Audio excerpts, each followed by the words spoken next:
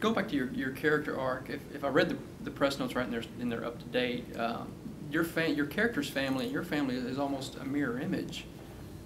Did you kind of base some of that on your emotions, like toward that end part when those conflicts arise? Do you use that, or what kind of wells do you go to for those emotions? Do you use family stuff?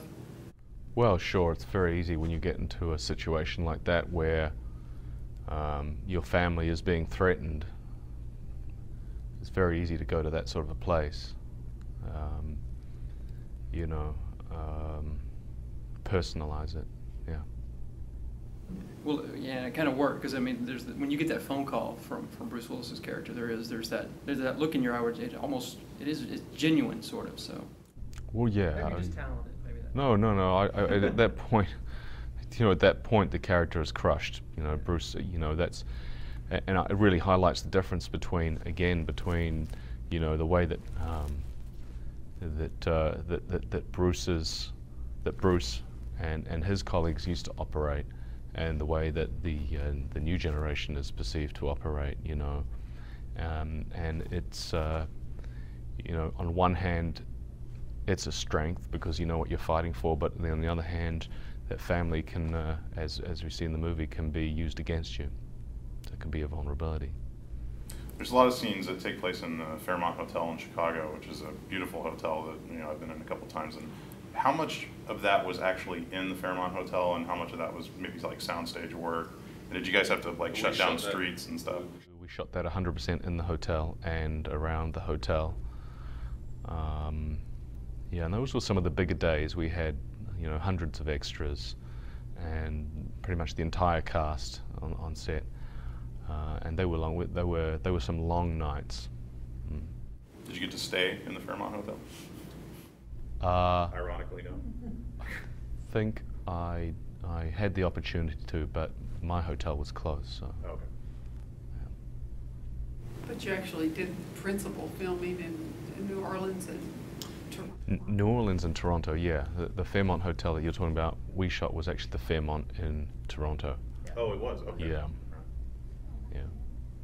Well, does it look quite similar to the one? Actually, I just got back from Chicago not long ago, and there were some shots where it looked similar, and then there were other shots where it looks completely different, so I wasn't sure if it was a mixture of CGI work, and so that explains it all. Yeah. That's because it's a different hotel. Did you get a chance, in the movie there's a portion of the film where you were plugged into the Secret Service detail. Did you get a chance to do a lot of research with the actual Secret Service, or look into any of that, or was it just kind of winging it? I talked to Robert Baer a lot about the relationship between the CIA and the Secret Service, so that sort of really informed me as to the attitude of the character.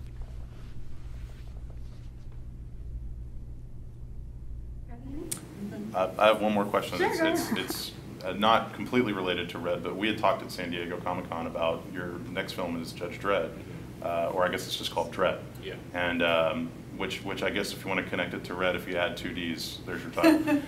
But can you tell us how is that progressing, and more specifically, can you tell us any sort of story details, character details? Sure. Basically, the story is a day in the life of Dredd as he puts his rookie, Anderson, through her paces to determine whether or not she has got what it takes to become a judge. It's going to be hardcore, high octane, action. We're shooting it in South Africa.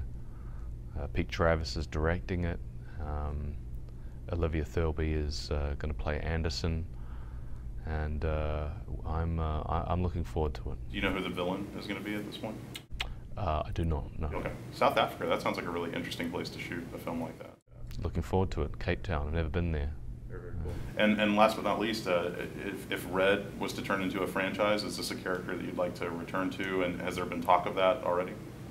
Yeah, you know what, we all had such a great time making this movie, and we're at the point where we're handing it off to an audience, and if we're blessed, if it finds an audience and people like it, we'd all love to come back and make more. I think last night's audience loved it. So. Oh, great. That's good. Yeah, I mean, I had the great benefit of seeing this film for the first time with an audience in Austin, they just laughed their butts off. So it's a good sign. Awesome. Thanks, Karl. Cool. Thank you.